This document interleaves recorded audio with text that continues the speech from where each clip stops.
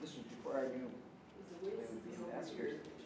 As an amateur student of ancient Rome, I divide the whole period into three distinct epochs.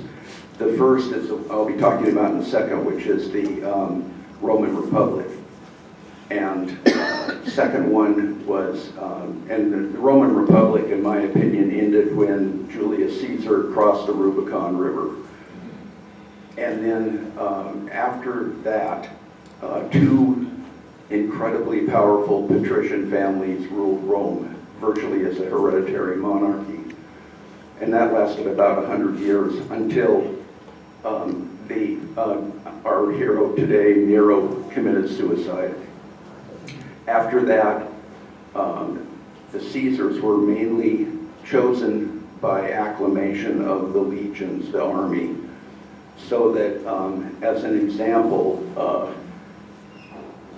after Nero committed suicide, there was a year of chaos, and then out of that came a powerful general named Vespasian, who, along with his son Titus, are mainly known for two things. The first is putting down the Jewish rebellion in Palestine, destroying the temple there, and dispersing the Jews throughout the empire.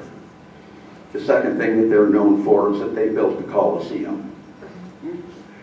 So,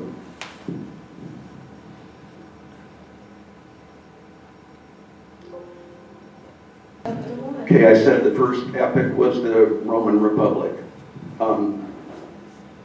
Prior to the date of their 509 BCE, and I also need to just mention that BCE is before the Common Era. And so you're going to see dates in this particular presentation of before the Common Era and the Common Era, which is more politically correct than saying before the birth of Christ or after the birth of Christ, even though we still have the start of year one, the birth of Christ. But in 509 BCE, the Romans had been ruled by a series of kings from a tribe called the Etruscans, which were in the countryside around Rome. And they threw them out and created a republic that the good news of which was that the good news was that the Roman citizens were allowed to vote for magistrates. They were very worried about creating another king, so they, as part of it, the top magistrate was the consuls, and they voted for them every year, and they would have two serving at the same time, and then other magistrates. And that was really a step in the right direction, except for the fact that at that time, probably half the people in the city of Rome couldn't vote because they were slaves. Half of the people that were left couldn't vote because they were women. And probably half of the quarter that's left couldn't vote because they weren't property owners. So what happened was that the Roman Republic was run by a bunch of rich male property owners. Now, what else is new? I love this painting because you have Cicero here, and he's addressing the Roman senators. And why I love this painting is because of this guy right here. Yeah. And that's, I have to be sure I get his name right. Marcus Tullus Tiro, and he was born a slave and freed by Cicero and became Cicero's private secretary for the rest of Cicero's life. And after Cicero died, Nero published all of his collected works, which we can still read today.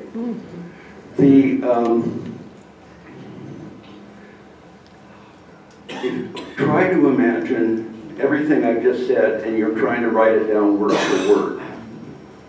Nero was able to do that, and the reason was because he invented shorthand. It's quite something. To this guy, probably the most famous Roman of all, Julius Caesar. And he was from a patrician family that was so blue blood that they thought in their ancestry was the goddess Venus. He was an extremely successful general of the Roman armies. Off the top of my head, I can't even think of a battle that he ever lost. And an incredible ego. And one thing that was nice about being a Roman general back then was that they were as part of their job, they're going to be doing some really nasty things all the time. So to keep from being prosecuted, they have what was called imperium. And once they have imperium, they can't be prosecuted. Donald Trump would love to have imperium, but I honestly am not worried about that, because in order to know about imperium, you'd have to have read a book. So I think we're safe. Now, how do you lose your imperium? Because Julius Caesar was hated by the super conservatives in the Senate in Rome. The way that you lose imperium is that you go from the battlefield in the provinces into Italy itself. At this time, the border between Italy and the provinces is different than it is now. Present-day northern Italy was called Cisalpine Gaul, which means Gaul below the Alps. Then the border on the western side, between Cisalpine Gaul and Italy, was the Arno River, which flows through Florence and Pisa today. On the eastern side, the border was the Rubicon River, which is south of Ravenna. Once a general crosses either of those borders, he's essentially declaring war on Rome. And so Caesar had a decision to make, and so historically it's like he says, like he's supposed to have rolled the dice, and he took the 13th Legion across the Rubicon River and essentially became the ruler of Italy and Rome. The super conservative senators escaped to Greece, but Caesar would eventually catch up with them. And it was the remaining senators made Julius Caesar dictator for life. Now, I know we've got some great Shakespeare scholars in this room, and so you probably know the whole story. But to fast forward, Julius Caesar, 44 BCE, Ides of March, he walks into the Senate and he's assassinated. And the question is, who's going to be his heir? And so, at that time, what would have happened was all of his friends and family would have gone to the house of the Vestal Virgins, and the Vestal Virgins had two main jobs. Well, the first was to make sure that the eternal flame never went out. That was in their temple. And then in the house of the Vestals, that was where everybody put their will. So everybody comes and they're going to find out what's in Julius Caesar's will. So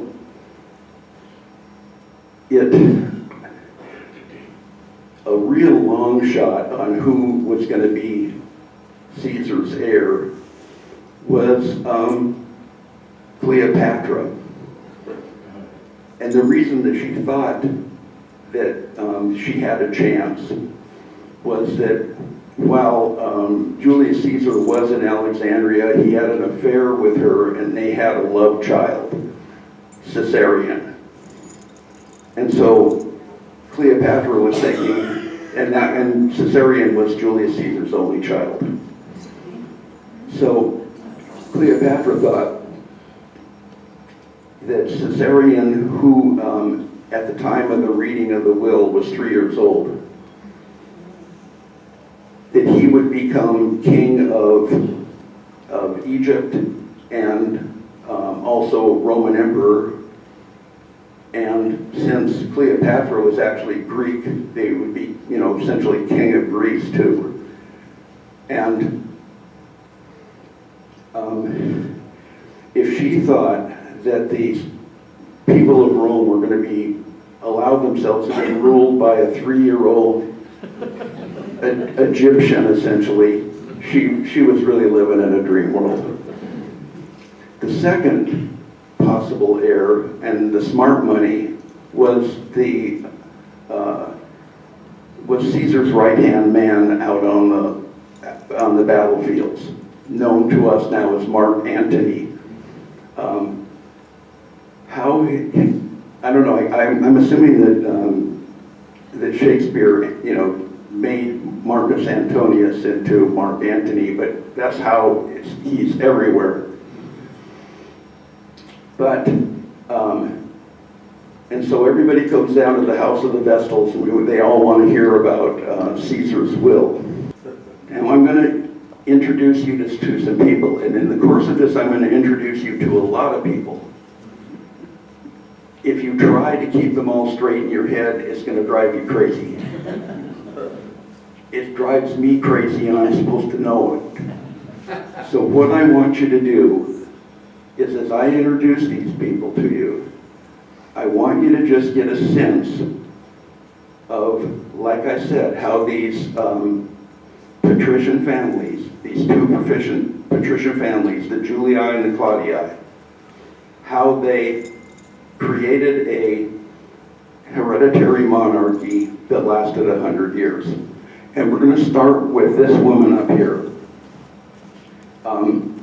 That is Julius Caesar's sister. The only thing that's known about her is, number one, she's Julius Caesar's sister, and she had a child named Adia. Okay, if you're following me so far, so Adia's uncle is Julius Caesar, okay? Adia has 2 prominent children. This is the first. At this time, in the reading of the will, his name was Octavian. He eventually becomes Caesar Augustus, the first ever Roman emperor. For those of you that saw my Constantine presentation, I mentioned I went through some statues of Roman emperors, and I told everybody this is my favorite. This is the Augustus of Prima Porta. You can see the original in the Vatican Museum in Rome, or like I said back then, they have an exact replica in the lobby of Caesar's Palace in Las Vegas, which is, so if you'd like to see it, you have a couple of choices. And Octavian had a sister, Octavia. So that means that Julius Caesar is Octavian and Octavia's great uncle. Octavian is 19 years old. They open up the will. Not only is Octavian the heir to all of Caesar's money and power, but he's also adopted by Julius Caesar in his will. So he now becomes part of the Julii family. One of the things, I run through my head is, if you had a few people that from history that you could actually talk to, who would you want? One of them for me would be Julius Caesar, because I wondered what he saw in this 19-year-old kid that made him think that he could become what he did become. But so now, Caesar Augustus, how he gets to be from Octavian to Caesar Augustus is that the Roman Senate just says, "You're the greatest, Augustus." So that's how we know him. And but he was smart enough, even at age 19, to realize that the Roman Empire was huge, and it was almost impossible for one person to rule over it. So he made a decision to divide it up into East and West. West, he was going to do West, which would be Italy, Gaul, Spain, and then East would be Africa, Middle East, Greece, and he chose Mark Antony to be the ruler of the eastern part of the empire. Not only that, and this is how these people thought. In order to make this even a solider relationship, he has his sister Octavia marry Mark Antony.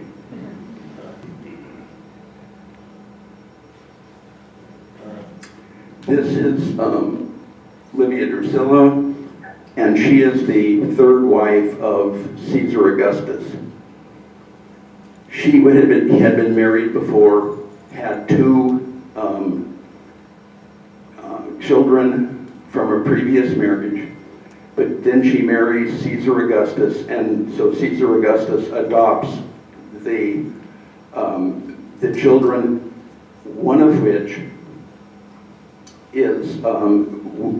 was Tiberius, who became, after Caesar Augustus dies, Tiberius became the second Roman emperor.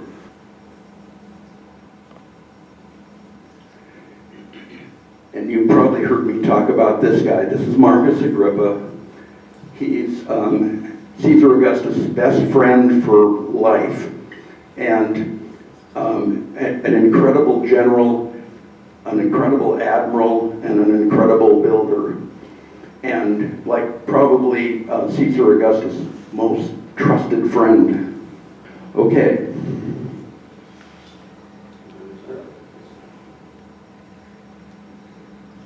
Back to Mark Antony.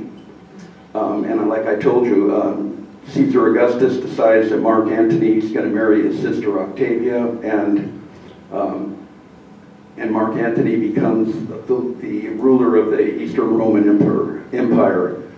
He goes and he has his headquarters in Alexandria, and notoriously starts an affair with, guess who? Cleopatra. Okay, now this is where I'm going to start to make your head spin if it isn't already. Okay, this is Antonia Minor. Now, since you look at the first part of her name, Antonia, and that comes from Antony, and Antonia Minor is the daughter of Octavia and Mark Antony, and she's also going to be the mother of the future Emperor Claudius. Like I said, these people They're adopting, they're marrying, they're having kids, but it's all within the family. This is Julia the Elder. She is the only child of Caesar Augustus. They had an incredibly bad relationship. Continually, she was continually being exiled. She actually tried to mount a coup against Caesar Augustus. And however, during her lifetime, again, getting everything within the family, Augustus decides, and this is his daughter, decides she's going to marry Marcus Agrippa, his boyhood friend, who's probably 20, 30 years older than she is.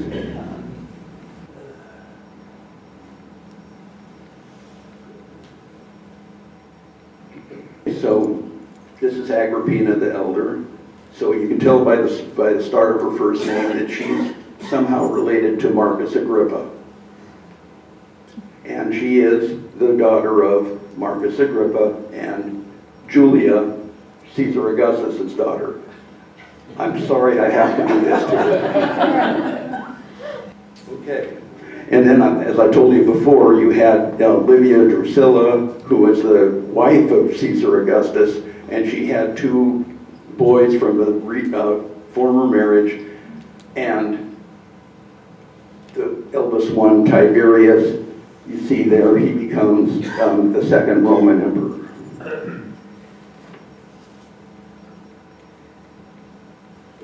I said there was two boys, and so this is the second one. This is Tiberius's brother, and he had a great deal of success on the eastern part of Gaul, fighting the Germans, and so he was given the honorary title of Germanicus. And he becomes the husband of Antonia Minor, who was the daughter of Octavia and Mark Antony. And the only thing about Germanicus that I remember was that he died after a riding accident, and this is about the last person that has a natural death in this whole story.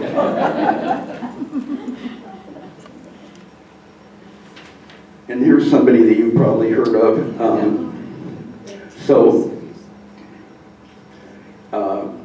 This is the Emperor Claudius, and he's the son of Antonia Minor and Germanicus. Do you all remember I, Claudius on PBS? That's what I was going to say, yeah. A lot of these names are going to be familiar, but I'm sure who they really are becomes very fuzzy after all these years.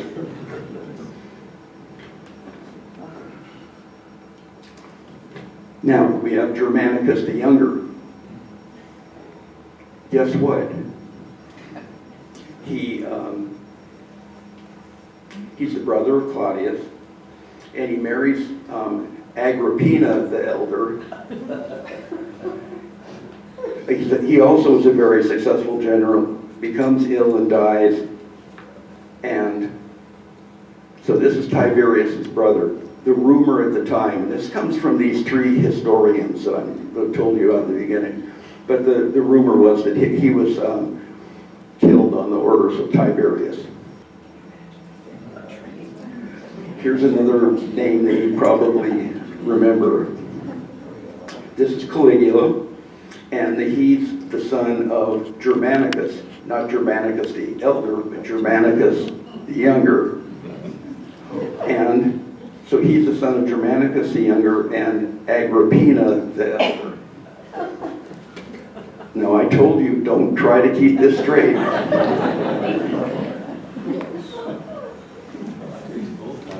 And this person is absolutely critical to the story of Nero. And this is his mom. This is Agrippina the Younger.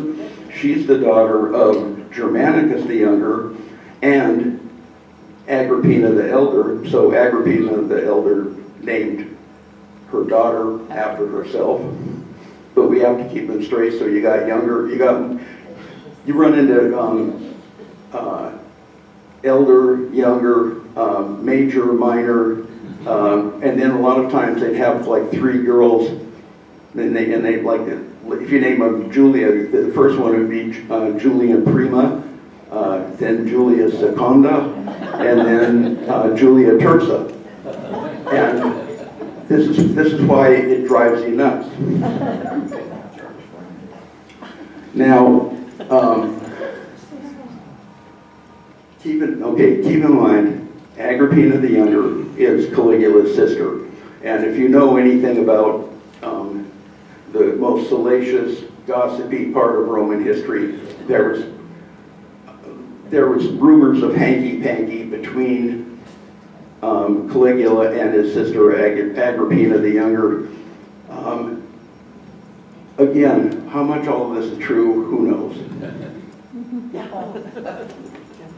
But anyway, Caligula was the 3rd Roman emperor, and he was bad enough that the people of Rome, and especially his Praetorian Guard, decided they needed to do something about it, and so he was assassinated.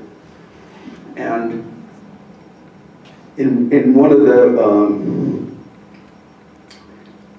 the 3 histories, it's said that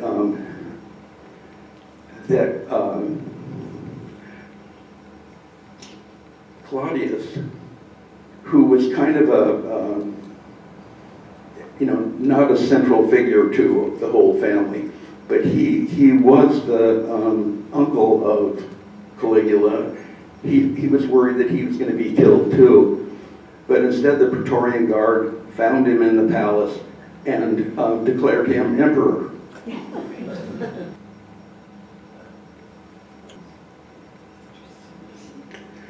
Now this is Messalina, and Messalina is Claudius's 3rd wife.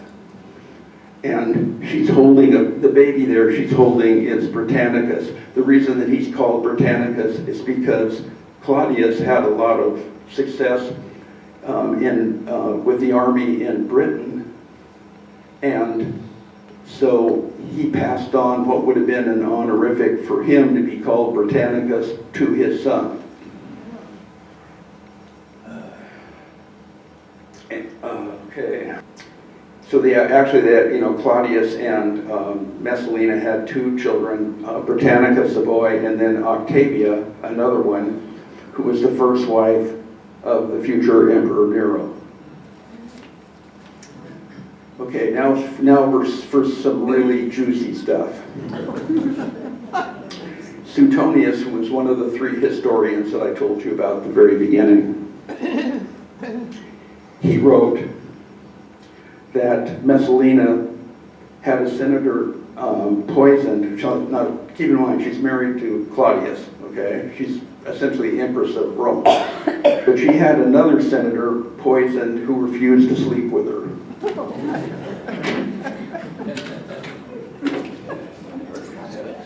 Pliny the Elder, in his natural history, says Messalina had an all-night sex competition with a prostitute, which he won with a score of 25 partners. You want to reread that? I was wondering whether I should bring that in, put this in my talk, but then I went to Glenda and Kay's talk about Africa, and where you have videos of lions, and I thought, all the rules are off. So then the other thing that Messalina does is that Claudius is out of town and she marries another senator. So she's a bigamist. And she even had, while Claudius was out of town, she had a huge wedding banquet in the palace, to celebrate her second marriage.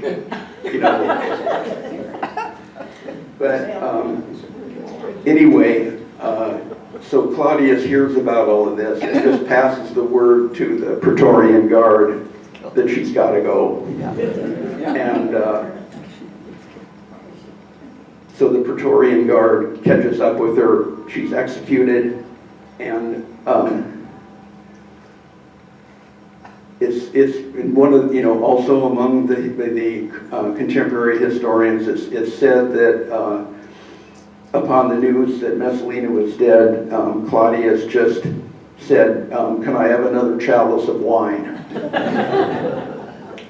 Her memory was erased from all monuments, and then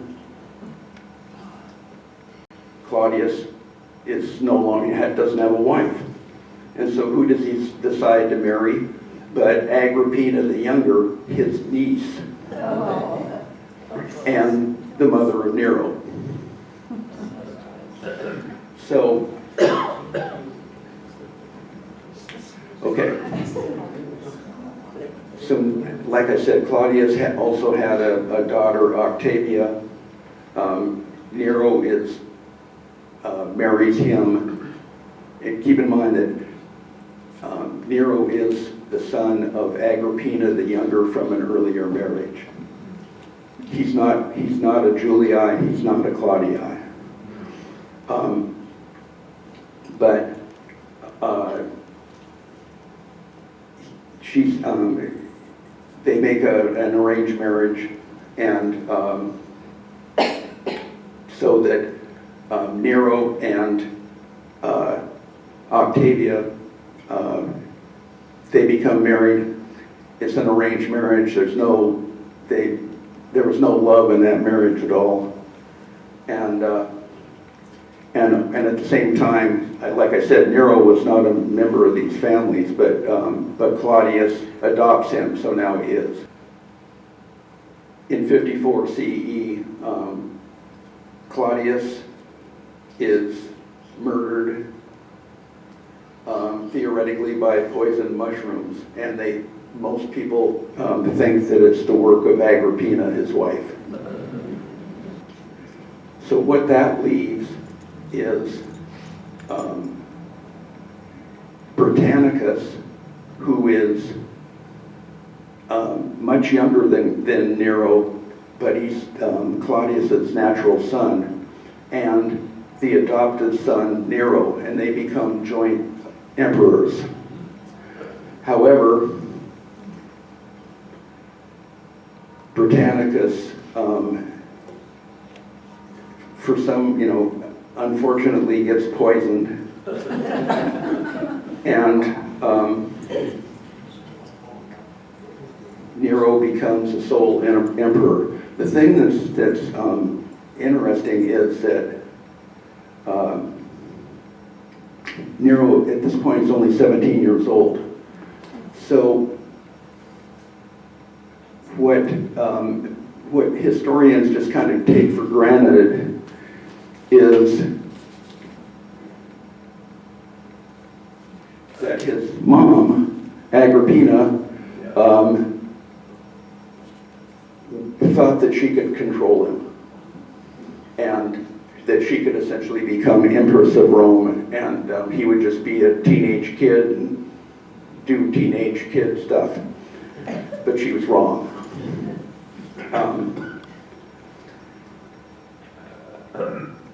Almost immediately, Nero is the emperor, and he exiles his mother. But for the next 4 years, Nero doesn't do too bad a job of being an emperor. He forbid blood sports in the circus. He bans capital punishment. He reduced taxes and allowed slaves to bring civil complaints against unjust masters. And he was an extremely popular emperor at this point. And he also was a patron of all of the arts, poetry, music, theater, the sports. He loved chariot racing and athletic events.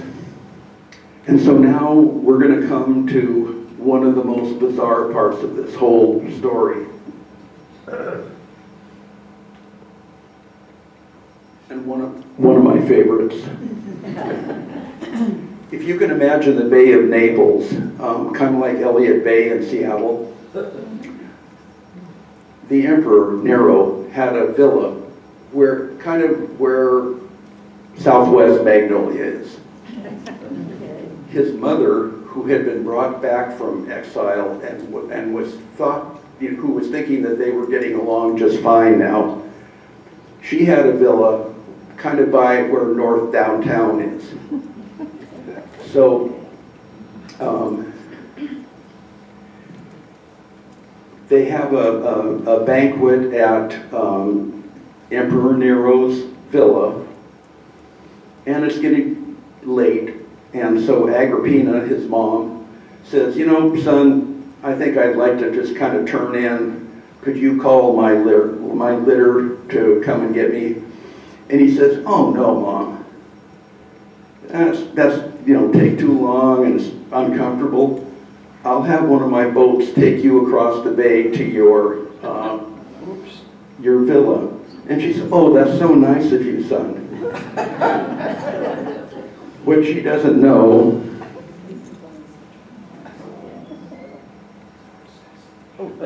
is that the boat is designed to sink.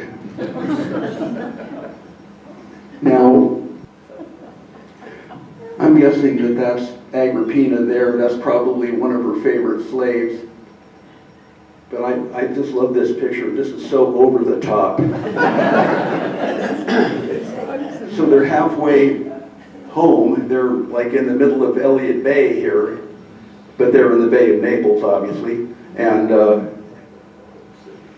so what Nero doesn't know is his mom is an excellent swimmer. So the boat's going down, and she swims, and she makes it to her villa. And so then Nero gets the word. He says, is she dead? Is she dead? And he gets the word that no. But anyway, Nero gets the word that no, she's alive. And so he sends 3 of his Praetorian guards to kill her. And I think it's Cassius Dio, one of the historians, said that Agrippina's last words were, she's instructed them to stab her in her womb that created such a monster.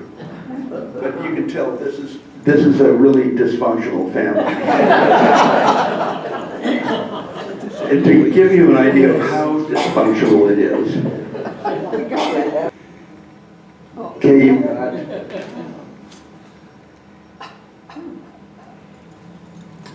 there's the dead Agrippina, there's her son Nero, and he just kept saying over and over again, I can't believe how beautiful she is in death.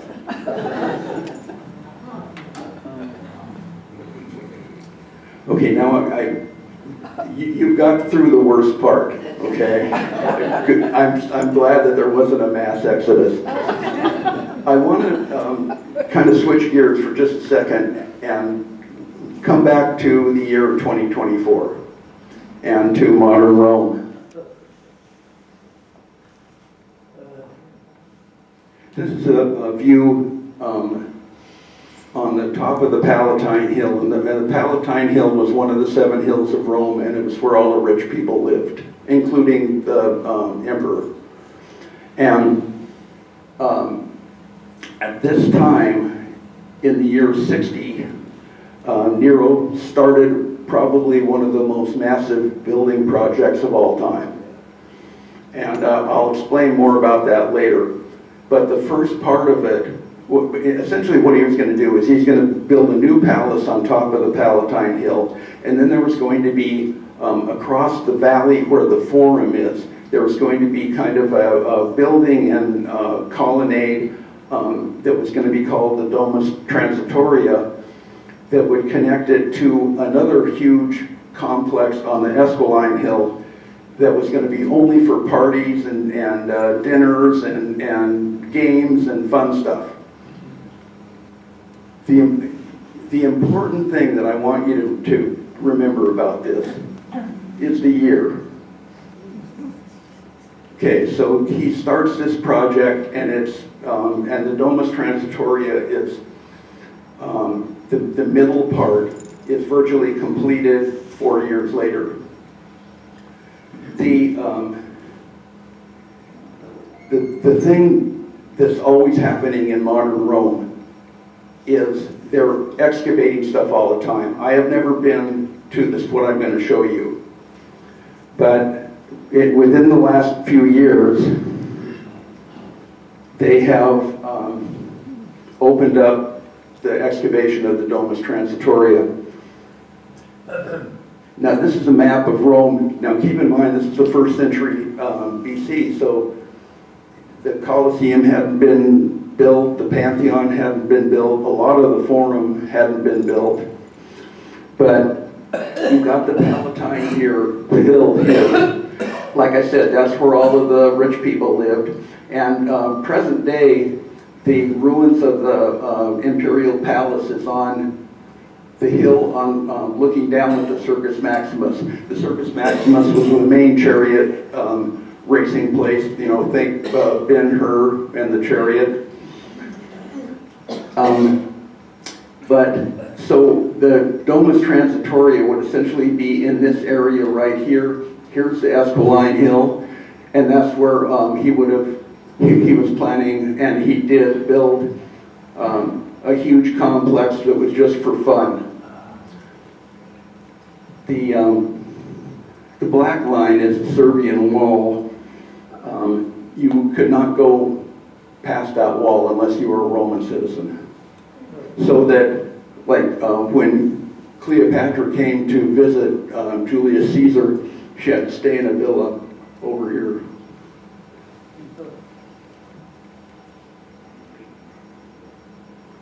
And this is what's really fun now. This is an excavation inside the Domus Transitoria that's just been done in the last few years.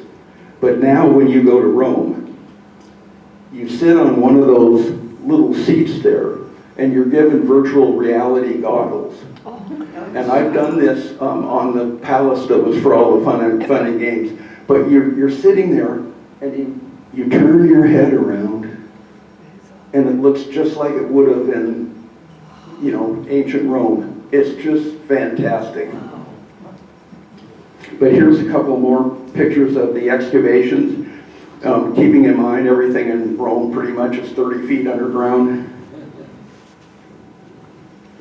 A good example of a barrel vault and frescoes. The little holes in the bricks are their anchors for sheets of marble that would have been there in ancient times.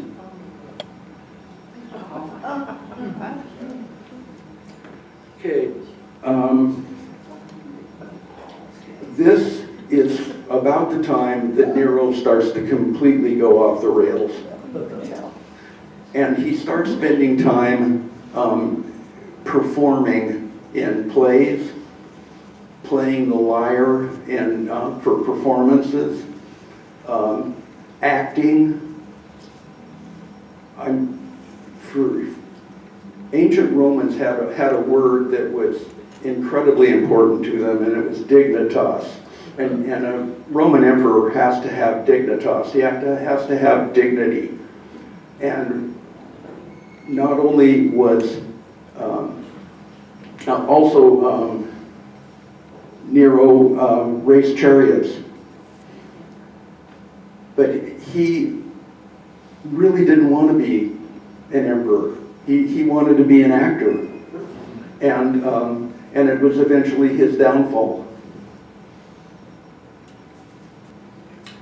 Okay, I remember, I hope you didn't remember. This is Octavia. This is the daughter of Claudius, who was put into an arranged marriage with Nero. And they really did not get along at all. She was very popular, though, with the Roman people. Okay. Now we have another figure that comes in. Because it was a loveless marriage, Nero almost immediately started taking mistresses.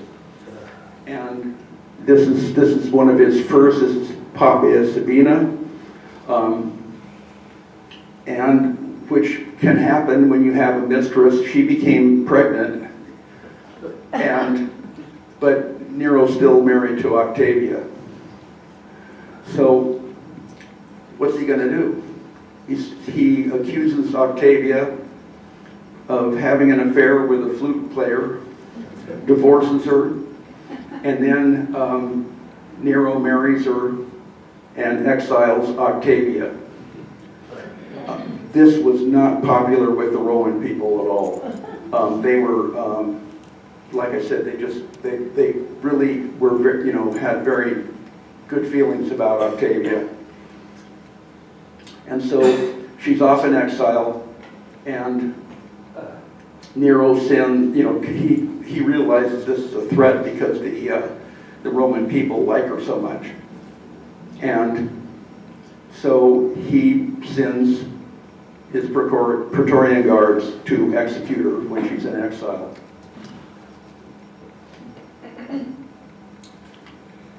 Which happened, and so Octavia is 22 years old, and as proof that she's dead, Poppaea, the new wife of Nero, brings back her head and has a slave show it to Nero. And this is a depiction of that.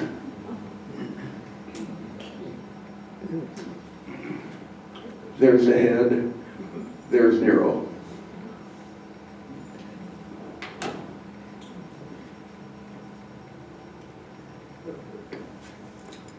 Now, he's married to Poppaea, and so we're hoping that maybe is a happy marriage.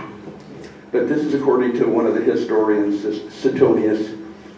Nero kicks Poppaea in the stomach as she's pregnant, and he does that because she was saying that he was spending too much time at the races, and she dies from the injury.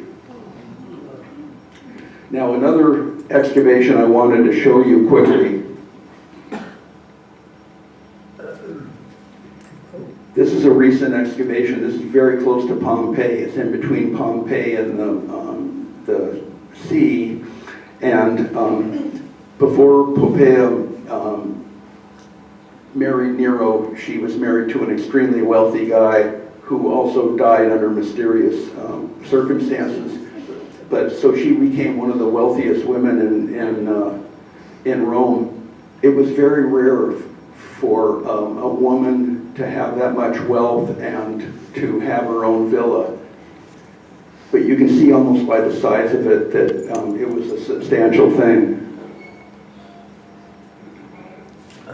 And this is inside her villa. This gives you a good idea of the frescoes that were done at that time. You see a lot of that in Pompeii too, but it's I haven't been there either. Okay, now we come to a cataclysmic event.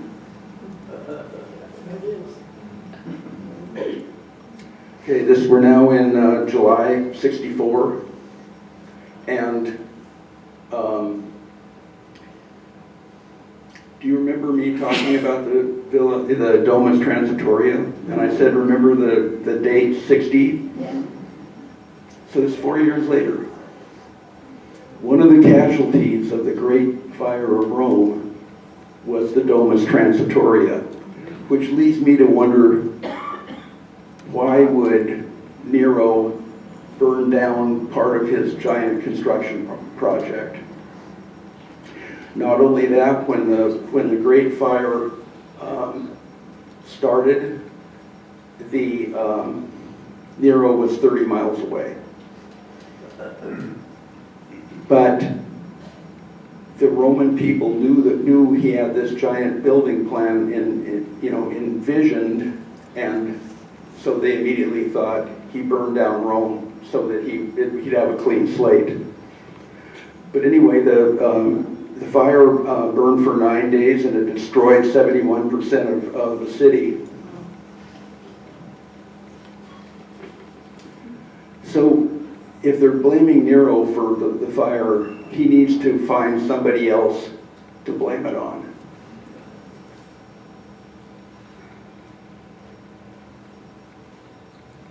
And this is who he comes up with. Another amazing thing. This is roughly 30 years after the crucifixion of Christ. And this is an example how the Christian religion had spread like wildfire all through the empire. Even in that short of a time, they had a very serious contingent in Rome, in the city of Rome itself. So Nero blames them for the fire. You know, this picture depicts Nero up here on his couch. Here, these are Christians, and this is in the what was then called the Circus of Nero, and now it's called St. Peter's Square.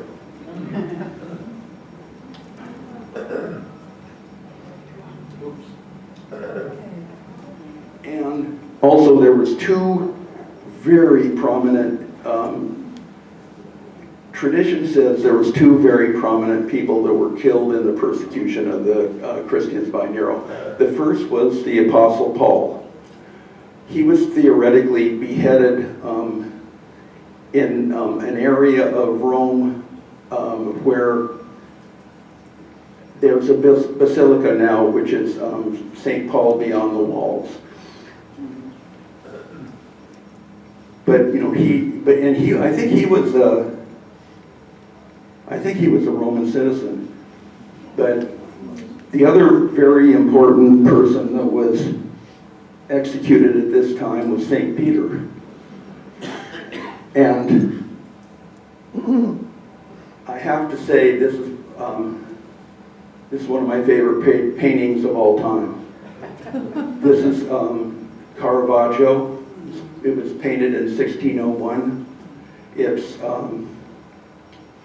if you go in through the north entrance of the Aurelian Walls in Rome, you immediately on your left-hand side there's a church of Santa Maria del Popolo, and just in one of the side chapels is this painting. And when I first saw it, I was just stunned.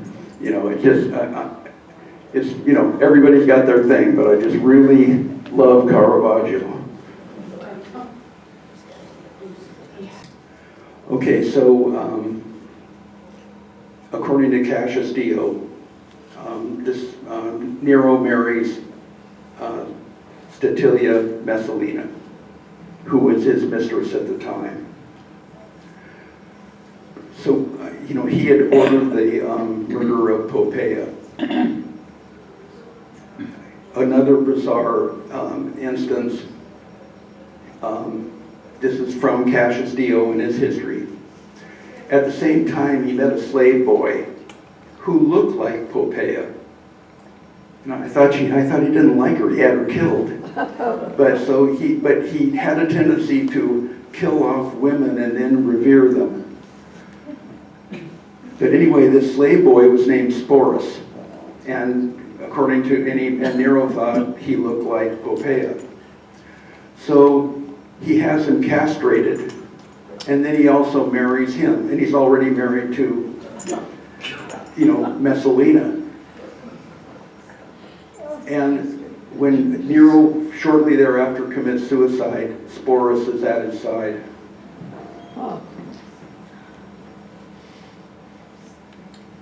Okay, I told you that Nero had a huge building project. This would have, up here, this is, we're looking from the Palatine Hill And the Domus Transitoria would be right in this area, and this is the Pleasure Palace up here. There was no bedrooms or, no, people would not stay there, they would stay here. He also had a artificial lake made. Interestingly enough, that lake would, after Nero was dead, that lake would be drained, and that was where they built the Colosseum. And then I want you to, you can see this statue right here. I'll show you a better view of it. But when they built the Colosseum, they kept the statue.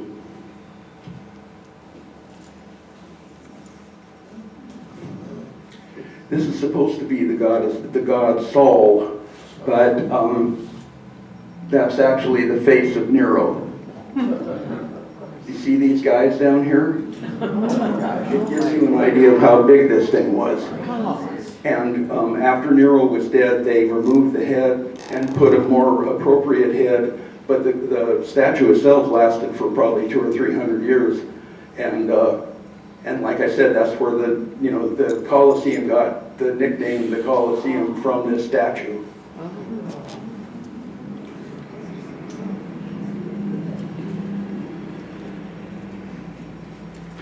This is my picture. This is part of the, I said there was a part of the main, the huge construction for, parties and dinners. And you can visit this now on a tour. You have to wear a hard hat because stuff keeps falling off the ceiling. But this is the octagonal room. This would have been a banquet room. Theoretically, I read that the floor turned. There was an oculus, as you can see at the top, and slaves would be up there dropping perfume and rose petals on the diners. And in one of these niches, there was a stream that came down the marble stairs, and it was kind of used as like air conditioning. But it's an incredible sight.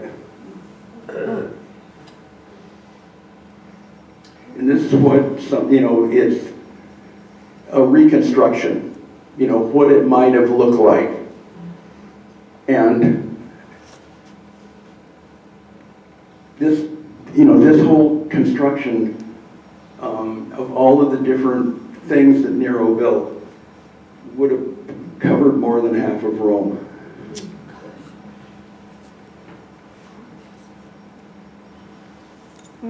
And this is also my picture. This is another example of a beautiful barrel vault. I'm looking straight up with my camera, and you can see incredible frescoes. Your trial is almost over. As you can see, for all kinds of different reasons, by this time Nero is completely off the rails. And the worst thing of all happened to Nero, which is he lost the confidence of the legions. And it started in Spain, spread, and then his Praetorian Guard in Rome turned on him, and he realized it was over. So he got into disguise, and with like 3 of his slaves, including Sporus, he tried to escape to the port of Rome at Ostia. But he stopped at a palace of one of his friends, and it's been written that he heard horses coming. He knew what was going to happen, but he didn't have the courage to fall on his own sword, so he had his private secretary kill him. And that is my talk.